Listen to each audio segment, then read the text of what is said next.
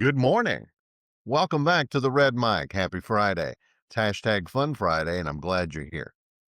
Red Mic messages are leadership and life lessons picked up from 25 years as a public servant, 16 years as a youth football coach and scouting volunteer, and 10 years as a mediocre athlete with far more heart than actual physical ability.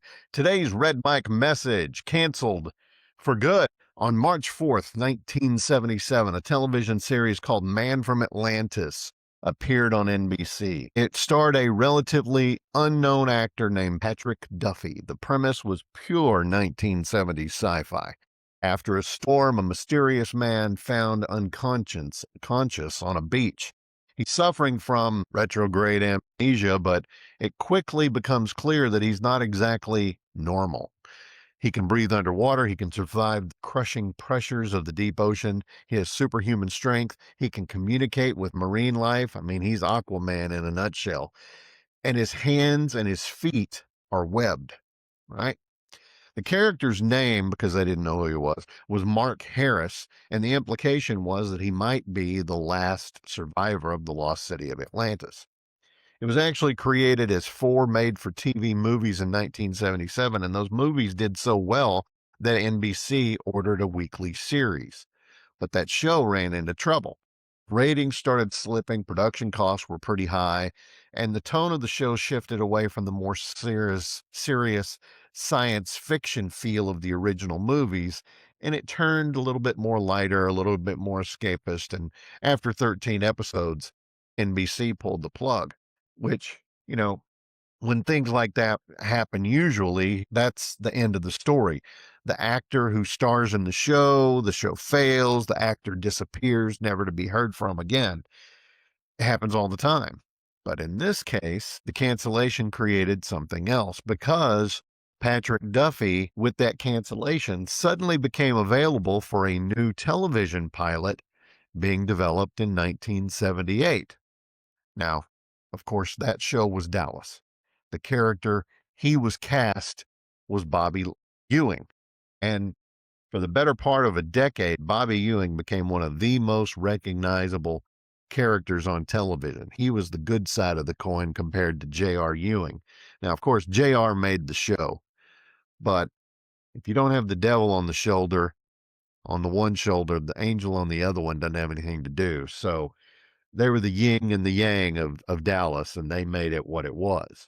Millions of people watched it. One of the most famous moments in television history, Who Shot JR, became a cultural event, a cultural touchstone, if you will. Now, none of that happens if Man from Atlantis is successful.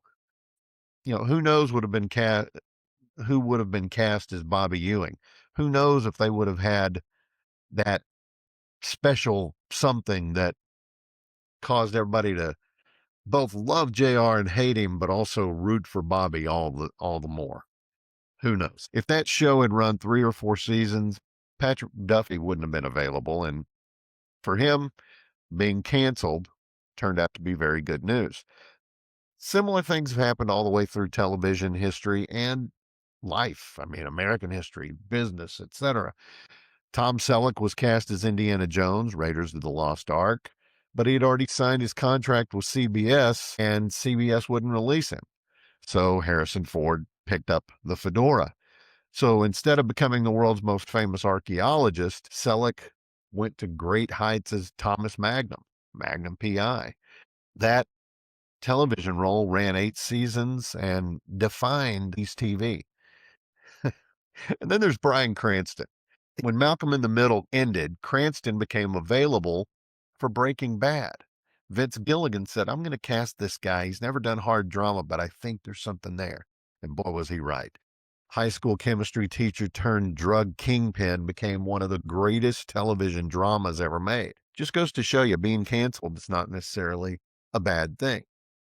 You may remember I lost my job back at the end of August. I've landed another one. Great potential. No, I'm not saying what it is yet. Not there yet. I want to make sure that my feet are firmly under me before, I crow it from the rooftops. Let's look at Steve Jobs. 1985, he got fired basically from the company that he founded, Apple.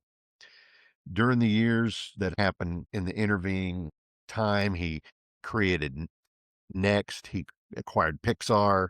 Pixar revolutionized animation. And then Apple came knocking on the door and they said, Steve, we need you back. Hello, iPad. Hello, iPhone. Hello, those little translucent computers that were Apple computers that everybody loved.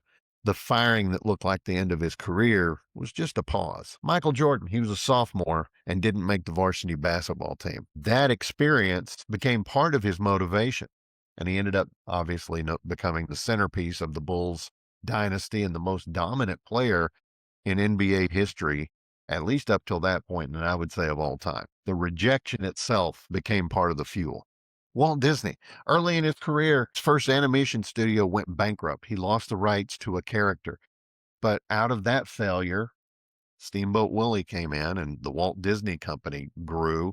It reshaped animation, theme parks, global entertainment. Oprah Winfrey, she got removed from the evening news because they felt she was too emotionally involved in her story. So she got reassigned to daytime TV. That cancellation led to the Oprah Winfrey Show, the most influential talk show in history. Couple more. Kurt Warner went from stocking shelves to the Arena League to the NFL Pro Football Hall of Fame. And then last but not least, Colonel Sanders, his chicken recipe. He had a successful restaurant, but he had an idea to do more, to franchise it. It was turned down hundreds of times, but now KFC is ubiquitous with chicken. I mean, KFC, Chick-fil-A, they're the big boys. Cane's is great, but it's a distant third still, I think. All of these cancellations, different industries, different eras, but they all had a similar pattern. Something ended, something failed, something got canceled, and then suddenly the calendar clears, the schedule opens, and the next opportunity is there.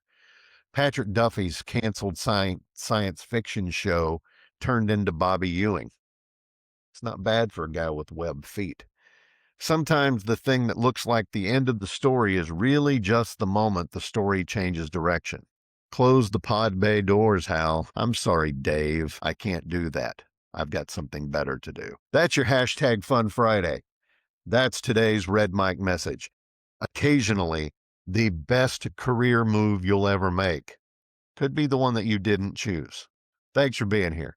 I love you guys. Thanks for following me. Red Mike Messages is nothing without you, so please give me a like, a follow, and a share. I'll see you next time. And until next time, don't forget, life is short. Drink the bourbon. I'll see you. Have a good weekend.